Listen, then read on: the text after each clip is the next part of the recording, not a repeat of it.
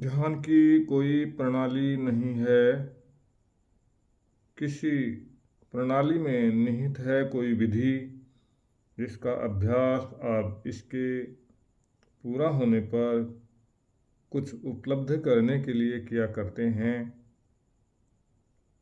किसी भी चीज़ का अभ्यास अगर बार बार किया जाए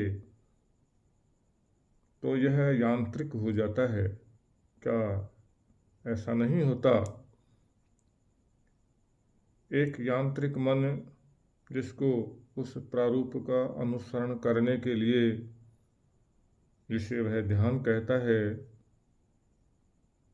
तोड़ा मरोड़ा गया है, सताया गया है, और जिसे इस सब के अंत में एक पुरस्कार प्राप्त करने की आस लगी है, ऐसा मन अवलोकन के लिए, सीखने के लिए स्वतंत्र कैसे हो सकता है? जब आप समझ जाते हैं तो सदाचार नेकी के एक फूल की तरह खिल उठता है। तब आप इस बात का अन्वेषण आरंभ कर सकते हैं कि वह क्या है जिसकी मनुष्य को सदियों से तलाश रही है, जिसे वह खोजता रहा है, पा लेने की कोशिश करता रहा है। आप संभवतः इसे नहीं समझ सकते, इससे आपका मिलना नहीं हो सकता। यदि आपके नींव अपने दैनिक जीवन में नहीं रखी है, और तब हम पूछ सकते हैं कि ध्यान क्या है।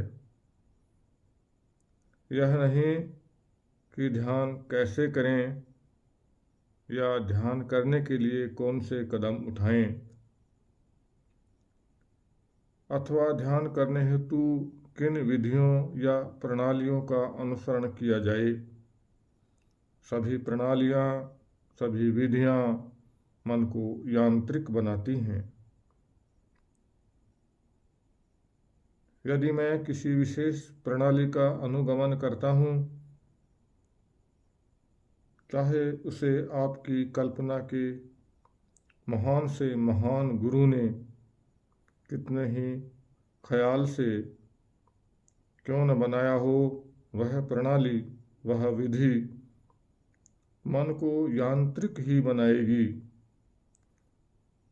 और एक यांत्रिक मन तो मरे हुए के समान है।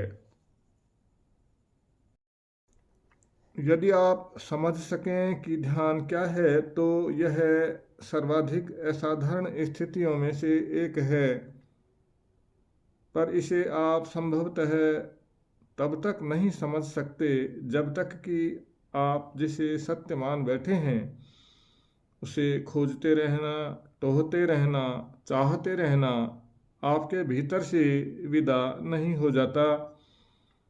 वह सत्य तो आपका प्रक्षेपण है।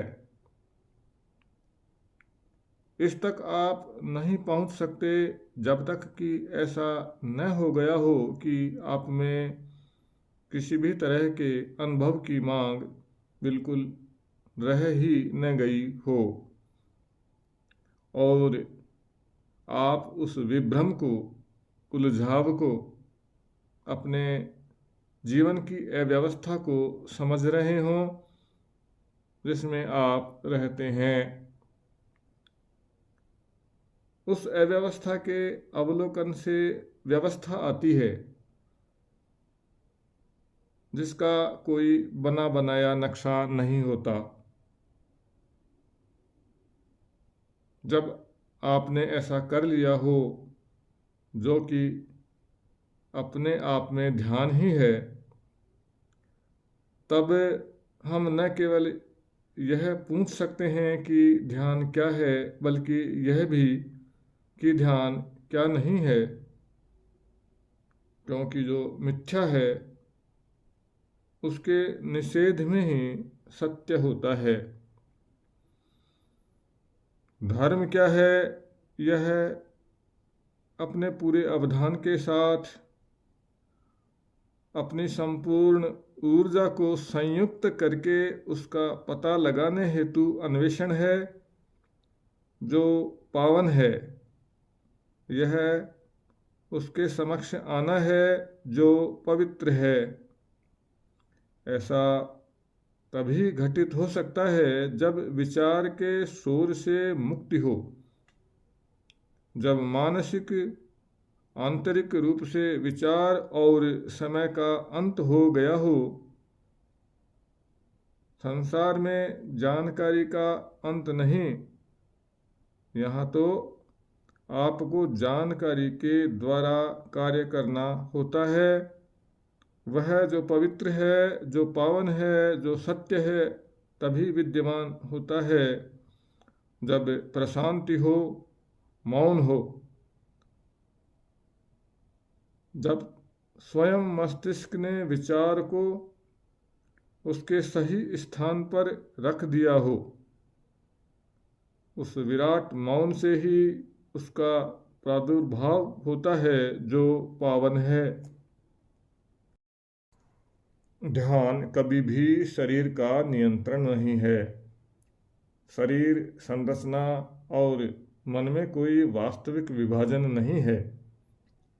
मस्तिष्क, स्नायु तंत्र और जिसे हम मन कहते हैं, यह सब अविभाज्य रूप से एक हैं। यह ध्यान का स्वाभाविक कृत्य ही है जो समग्र की एक लयतापूर्ण गतिशीलता लाता है।